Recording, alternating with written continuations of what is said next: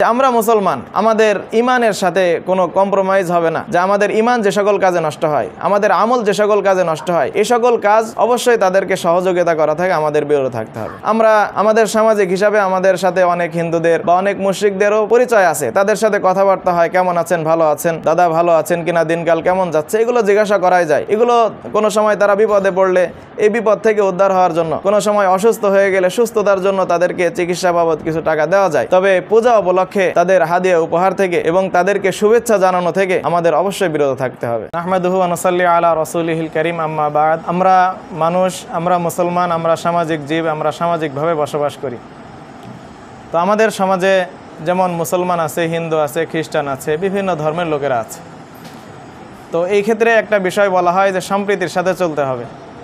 ইসলামেও সম্প্রীতি আছে।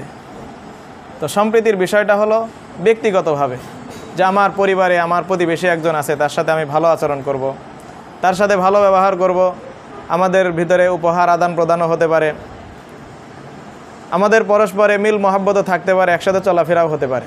কিন্তু যখন সে শিরিকের কাজ করবে, যখন সে আমাদের ধর্মের বিপরীত কোনো মারাত্মক, আমাদের ধর্মে যে সকল গুনাহ আছে, গুনাহের কাজ করবে, তখন তার সাথে সৌহার্দ্যপূর্ণ আচরণ, তাকে শুভেচ্ছা জানানো, টাকা পয়সা দিয়ে এই শিরিকের কাজে উদ্বুদ্ধ করা অথবা শিরিকের কাজে সহযোগিতা করা, এগুলো থেকে আমাদের বিরত থাকতে হবে।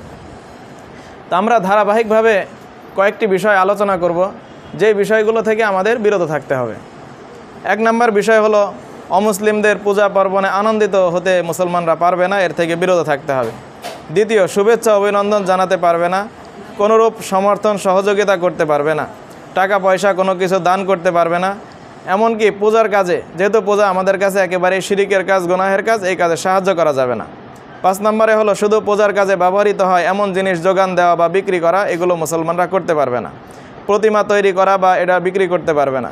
পূজা মণ্ডপ তৈরি করা, ডেকোরেশন ইত্যাদি মুসলমানেরা এগুলো করতে পারবে না এবং এগুলোতে শ্রমিক হিসাবেও কাজ করতে পারবে না। 8 নম্বরে হলো পূজা অনুষ্ঠান উপভোগ করার জন্য দেখতে যেতে পারবে না। 9 নম্বর, পূজা অনুষ্ঠানে উপস্থিত থাকতে পারবে না। 10 নম্বরে, তাদের অনুকরণে নিজেরাও কোনো কাজ করতে পারবে না, যেমন ফটকা ফোটানো, আতশবাজি করা, রং ছিটানো।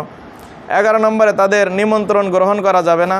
12 নম্বরে, তাদের জবাই করা কোনো জিনিস বিলকুল খাওয়া যাবে না। 13 নম্বরে হলো হাতে তৈরি পিঠা, পায়েস, অন্যান্য জিনিস, এগুলো পরিহার করা উচিত।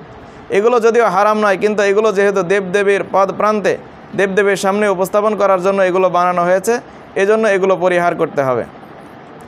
14 নম্বরে, মুসলমান ব্যবসায়ী পূজা উপলক্ষে তাদের সৌজন্যে বিশেষ ছাড় বা অফার, এগুলো ঘোষণা করতে পারবে না।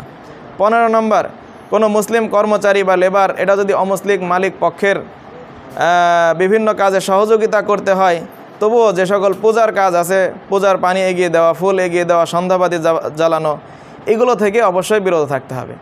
যে আমরা মুসলমান, আমাদের ইমানের সাথে কোনো কম্প্রোমাইজ হবে না। যে আমাদের ইমান যে সকল কাজে নষ্ট হয়, আমাদের আমল যে সকল কাজে নষ্ট হয়, এই সকল কাজ অবশ্যই তাদেরকে সহযোগিতা করা থেকে আমাদের বিরত থাকতে হবে। আমরা আমাদের সামাজিক হিসাবে আমাদের সাথে অনেক হিন্দুদের বা অনেক মুশরিকদেরও পরিচয় আছে, তাদের সাথে কথাবার্তা হয়, কেমন আছেন, ভালো আছেন, দাদা ভালো আছেন কিনা, দিনকাল কেমন যাচ্ছে, এগুলো জিজ্ঞাসা করাই যায়।